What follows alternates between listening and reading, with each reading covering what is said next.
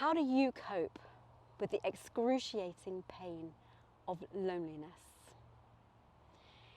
This is going to be the topic of today's video, where I'm going to be breaking down for you some of my experiences in the early stages of my recovery from a nervous breakdown, when absolutely excruciating loneliness would swoop in completely unexpectedly. I share with you what it felt like and methods that I discovered to actually help soothe it and transform it. And then I share tools that you can use to help you transform your own loneliness. So come into the Spirit Spa Sanctuary with me today as we explore loneliness.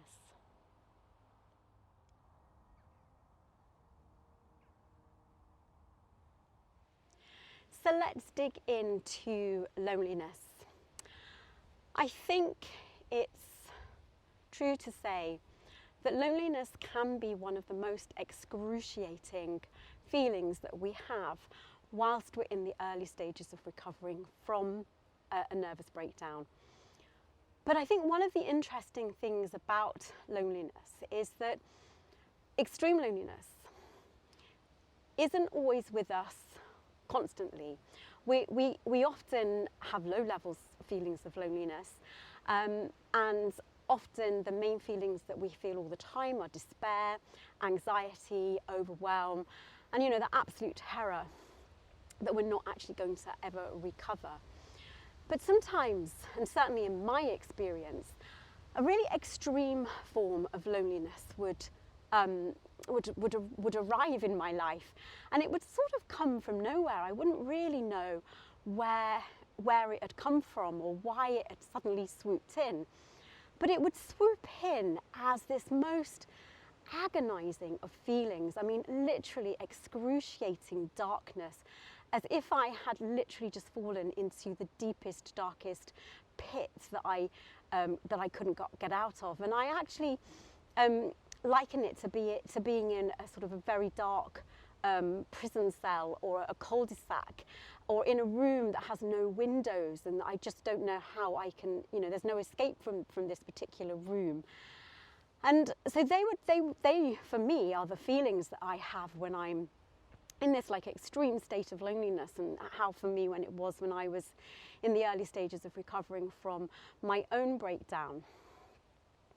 But also, over time, as I really began to work with my loneliness, I began to think about, well, what am I actually thinking to myself in these moments as well?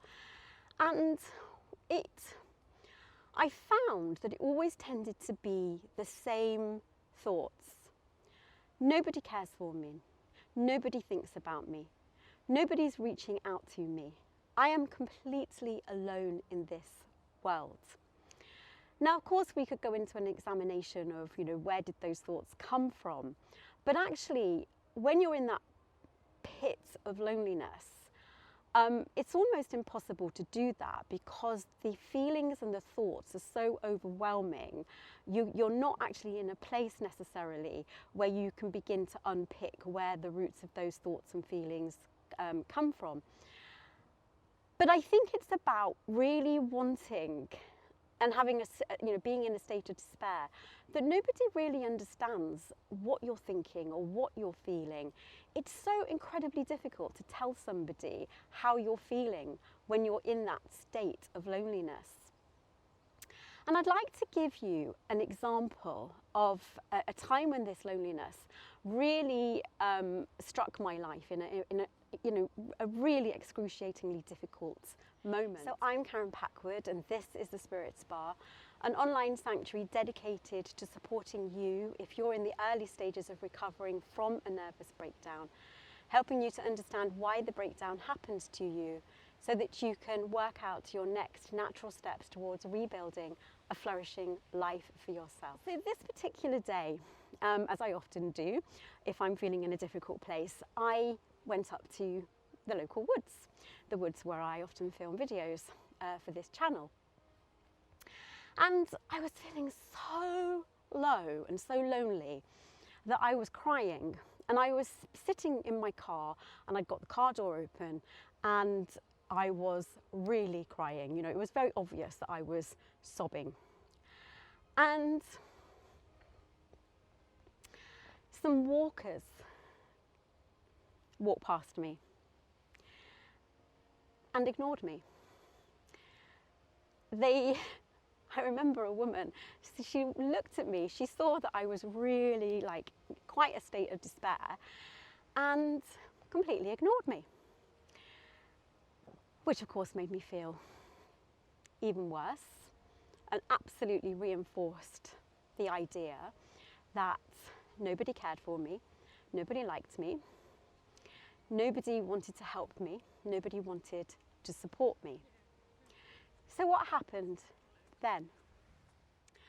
So what happened next was completely uncontrolled by me. A thought came in, and this was the thought: I'm going to go and hang myself by the tree. And there was an oak tree, not very, very similar to the oak trees behind me actually, just on the edge of the wood where I'd parked. And I kind of knew exactly which branch it was, which branch I would use. And it was just a very fleeting, quick thought of, I'm going to go and hang myself on that tree. Now, I know enough in terms of my work with my own breakdown back in the early days, all those years ago now, to know that those thoughts come in, but it doesn't mean to say that I genuinely want to act on them or that I'm going to act on them. Now, of course, you know, that sounds terrifying, doesn't it, that you've had that thought. And I don't think it's something people who have had a breakdown, you know, talk about often enough. Not that I think that we should sit around talking about those, like the worst thoughts possible. But I do think that it's nice to have a space where if you are somebody that has those thoughts that come in, there aren't many places in the world where you can actually talk about them without people really freaking out. Throughout the early days of my recovery, I would often have those thoughts around, you know, the only way that I'm going to feel better is to kind of take myself into a place of eternal peace. And but I always knew I would never act on them. I always knew that this was just a thought. It was just a feeling. It wasn't something that I really wanted or needed for my life. And certainly that back then, because I had a little daughter, my little toddler daughter at the time. So there was no way I was going to do anything to jeopardize anything for her life. But I always knew that it was not something I was going to act on. It was just a representative feeling of how extremely lonely I felt in that moment in time. But then I'd like to share with you what happened after that.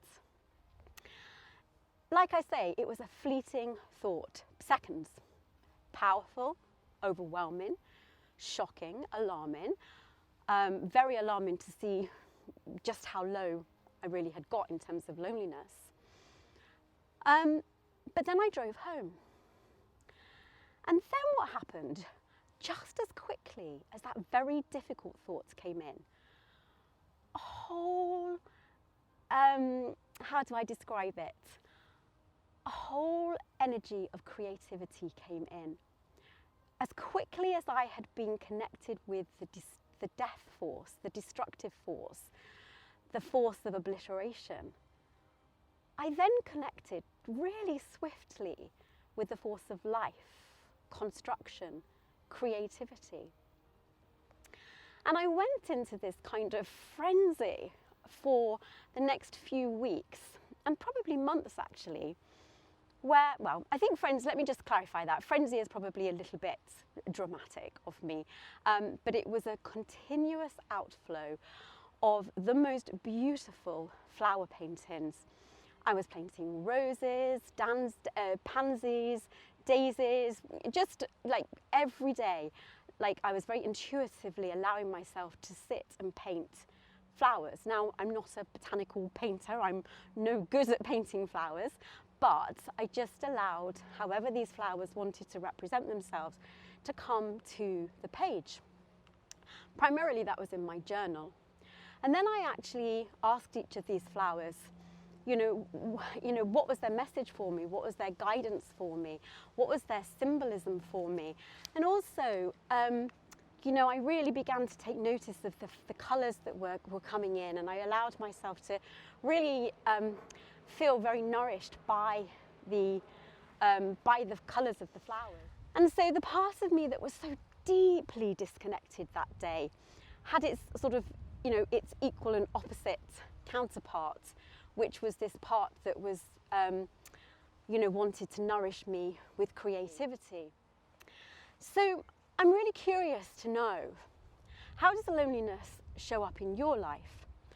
What thoughts and feelings loop through your mind? What are those root thoughts that come up habitually that you might not even be aware of yet? But maybe it's time to take some time to actually think about them. What are the thoughts that loop through your mind when you are in an overwhelming state of loneliness? What does loneliness feel like? If you were to draw loneliness as a picture, what would it look like? I think that's always a really helpful thing to do as well, is to actually, draw it. I have done that with loneliness at times when it's kind of really struck me, and I've needed to help to find sort of creative ways of sorry, I've forgotten the word, releasing it from my life, transforming it. So have a think about that. How does it actually show up in your life? What does it look like? How does it feel? What are the thoughts and the feelings? How do you allow yourself to connect with your natural inner healer? Do you have a process for that? Do you know how to come into a place of peace and quiet? Do you know how to breathe in to self-love? You know the question that I encourage you to ask you continuously when you're in the process of recovering from a nervous breakdown. If I was to love myself today, what would I do? And that moment when you're in a state of loneliness is the perfect time to ask that question.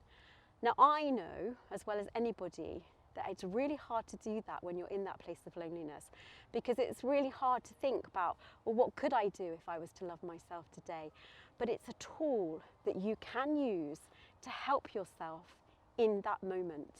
Draw loneliness. What does it look like? Get the pain, the suffering, the ugliness, the despair of loneliness out of you and onto the page. If I was to love myself today, what would I do to shift this loneliness? You can ask yourself, what does loneliness want to say to me today? What guidance does it have for me today? What is it hurt about? What is it angry about? If it could speak to you, what would it say? And write those in your journal. Don't judge, don't alter, just write them. You never know what guidance and wisdom might come to you in that process. Another tool that I have created for you is a guided meditation on transforming loneliness. I'll have the link for that in the description box below, but just know that when I recorded that meditation for you, I was actually sitting in the woods that you can see behind me that I'm walking through at the moment. Honestly, it was the most beautiful spot to create that video for you. But please use it as a tool. If guided meditation doesn't feel like your thing, or you've never done it before, just give it a go, because you never know what might come to you while you're doing it. But if you don't want to do it as a sort of an active practice, then just use it while you're going to sleep and allow your unconscious to work with the questions that are posed to you in it. But I think these types of guided meditations can be really useful and really helpful. And I also encourage you to watch the rest of the video, where I share with you a creative practice that came to me on another occasion when loneliness had struck me. And it's a cyanotype type process, which is something that I love to do just as a sort of a creative practice. But what I love about this in terms of loneliness is that You'll see the materials I'm using. You know, there are elements of nature. There's the most beautiful satin material. They're soft, gentle muslin. And then we have the actual shapes of nature that are created that reinforce that connection with the ground, with earth, with Mother Earth, with a natural grounding. But we're creating something that's beautiful. And we're doing it in a really simple way. There's nothing difficult about cyanotype at all. It's quick, it's easy, it doesn't require a lot of patience, which is really good because I am not a patient person.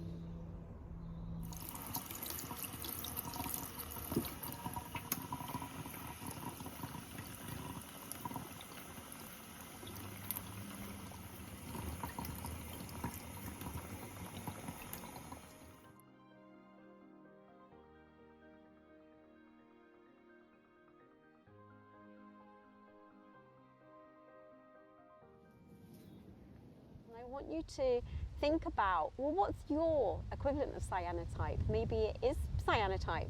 Maybe it's something else. Maybe it's mending a car engine. You know, car engines are, you know, that kind of practice is very creative as well. But what are your therapeutic tools and techniques and activities that you enjoy doing, that you can come to, that reinforce the creative life force, construction rather than destruction? What can you come to as a sort of a habit, if you like, a creative practice and a creative habit to help you transform the really difficult emotion of loneliness? And leave comments in the comments box below. I would love to know. And if you have any further questions, please don't hesitate to ask me, either in relation to loneliness or any other elements of recovering from a nervous breakdown that might be coming up for you at this moment in time. So I'm Karen Packwood, and this is the Spirit Spa, an online sanctuary dedicated to supporting you if you're in the early stages of recovering from a nervous breakdown, helping you to understand why the breakdown happened to you so that you can work out your next natural steps towards rebuilding a flourishing life for yourself. And if you have any further questions, please don't hesitate to ask me, either in relation to loneliness or any other elements of recovering from a nervous breakdown that might be coming up for you at this moment in time. And please know that you are not alone on this journey. Reach out to me. You can reach me at karen@karenpackwood.com or karenpackwood@gmail.com. And I am wishing you a very peaceful and loving day.